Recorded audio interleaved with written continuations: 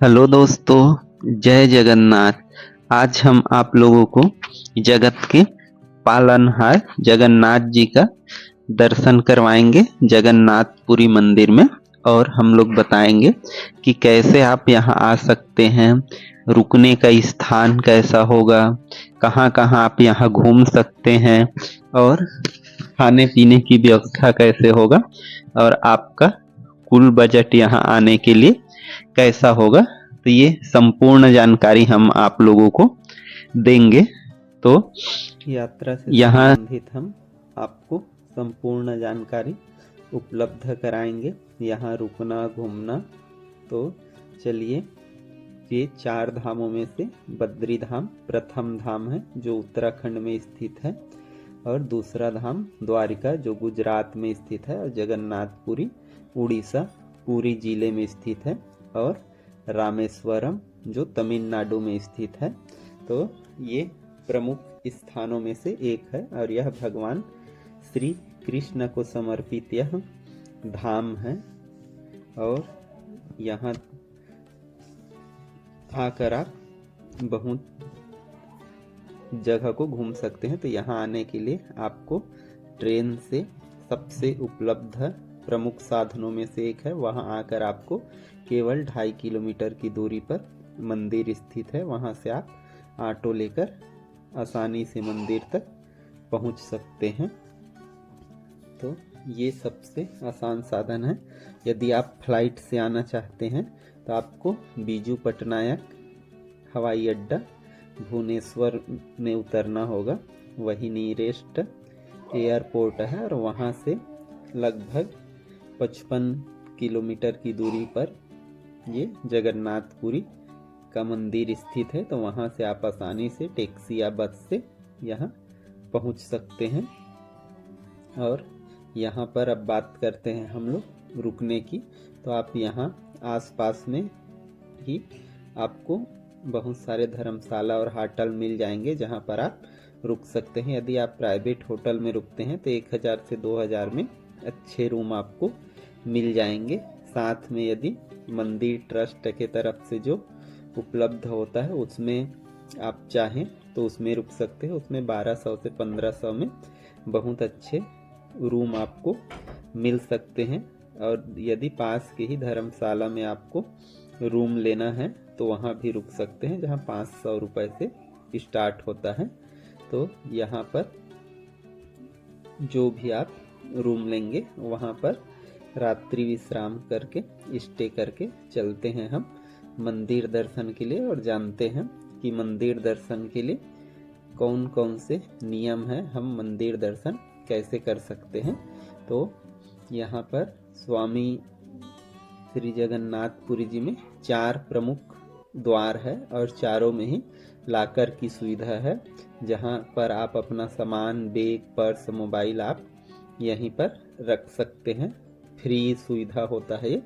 अंदर कोई भी बैग, पर्स, इलेक्ट्रॉनिक सामान ले जाना वर्जित होता है। तो फूल माला ले जाकर आप भगवान श्री जगन्नाथ, बड़े भैया बलराम जी और बहन सुभद्रा का आप दर्शन कर सकते हैं। और मंदिर में और भी कई सारे देवी देवताओं का मंदिर है जहां आप दर्शन पा सकते हैं।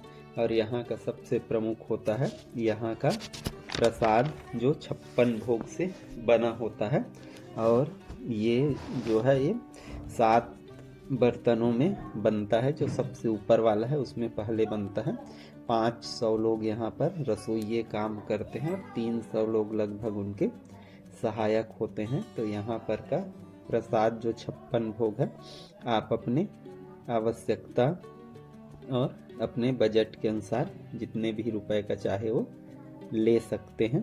और ये बहुत ही खूबसूरत दृश्य तीनों भाई बहनों का, और ये लकड़ी से बना होता है जिसको हर 13 साल में बदला जाता है, जो नीम की लकड़ी से बनता है। और इसे कलेवर बोलते हैं कि हर 13 साल में वो खंडित हो जाता है, फिर उसका नया बनाकर मूर्ति स्थापित किया जाता है। तो ये मंदिर का प्रमुखता है कि दूसरे मंदिरों की तुलना में यहाँ पर जो मूर्ति है वो लकड़ी से बना हुआ है। जगन्नाथ जी, बड़े भैया बलराम और बहन सुभद्रा का। और यहाँ शाम का नज़ारा बहुत सुंदर होता है लाइटिंग में। और यहाँ घूमने के लिए बहुत सारे जगह है। यहाँ साल में अक्षय तृतीया के समय जो रथ निकलता है वो बहुत ही भव्य होता है। पूरे देश के श्रद्धालु यहाँ आते हैं और उससे 15 दिन पहले दर्शन बंद हो जाता है, फिर रथ यात्रा के पश्चात ये होता है। और यहीं से फिर आप गोल्डन बीच जा सकते हैं जो 1.5 किलोमीटर की दूरी पर स्थित है।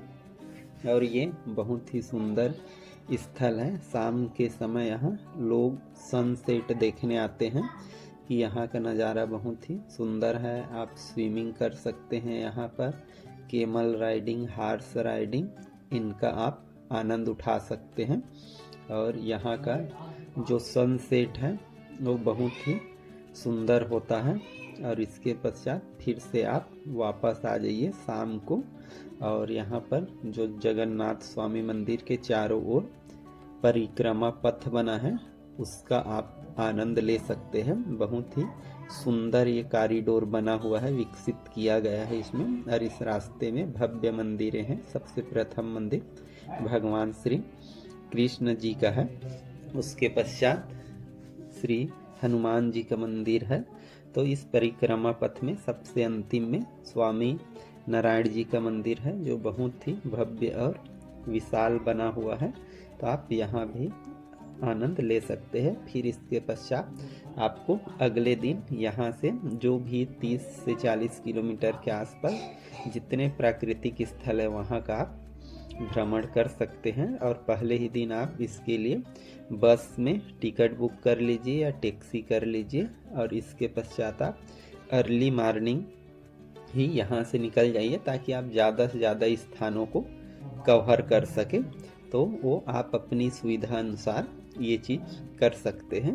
तो इसके लिए यहाँ से हम लोग चलते हैं कोणार्क सूर्य मंदिर के लिए। तो यहाँ से आपको 32 किलोमीटर की दूरी पर पड़ेगा एक और बीच जिसे चंद्रभागा बीच बोला जाता है। तो वहाँ पर भी आप बहुत ही सुंदर नज़ारों का आप चंद्रभागा नदी जहाँ पर बंगाल की खाड़ी में मिलता है इसका आप आनंद ले सकते हैं।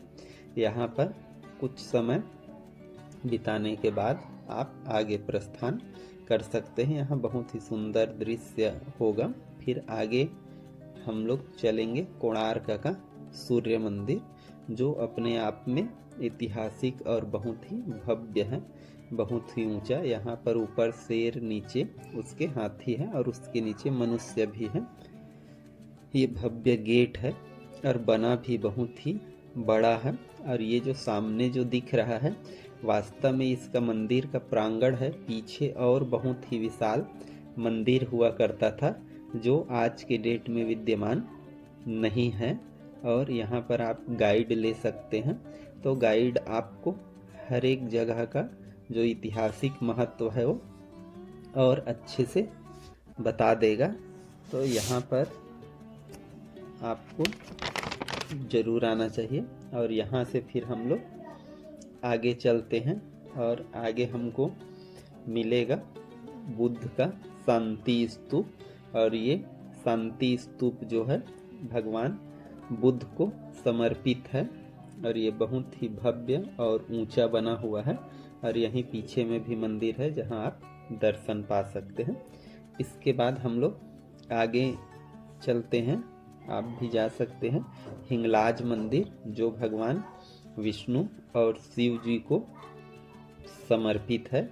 ये बहुत ही बेहतरीन बना हुआ है और यहाँ पर आप दर्शन कर सकते हैं। यहाँ पर लॉकर की सुविधा है। अंदर कोई भी मोबाइल या इलेक्ट्रॉनिक सामान, बैग, पर्स आपको ले जाने की अनुमति नहीं होता। यहाँ पर बहुत ही अधिक मात्रा में मंदिर और देवी देवताओं के प्रतिमाएं बने हुए हैं जिनका दर्शन आप कर सकते हैं। यहाँ से आप आगे उदयगिरी और खंडगिरी जा सकते हैं। और यहाँ पर आपको प्रवेश के लिए शुल्क देना पड़ता है 20 रुपए का। इन जो गुफाओं का निर्माण है वो गुप्त वंश ने करवाया था 2250 ईस्वी में। तो उदयगिरी जो है उसमें 18 गुफाएं हैं और खंडगिरी में 15 गुफाएं हैं। और खंडगिरी में ही जैनों का मंदिर है, ये जैन मंदिर है जो खंडगिरी में स्थित है। तो यहाँ आप आकर ऐतिहासिक महत्व की इन गुफाओं का दर्शन आप जरूर कीजिए। इसके बाद हम लोग चलेंगे नंदन कानन जू, जो जहाँ पर 50 रुपए का एंट्री है।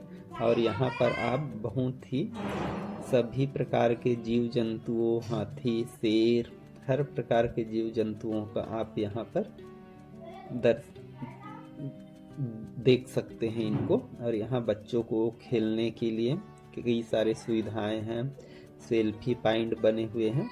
तो यहाँ पर भी आप सभी प्रकार के जीव जंतुओं को देख सकते हैं और उनका आनंद ले सकते हैं। और शाम तक फिर से आप वापस श्री जगन्नाथपुरी मंदिर प्रांगण में वापस आ सकते हैं।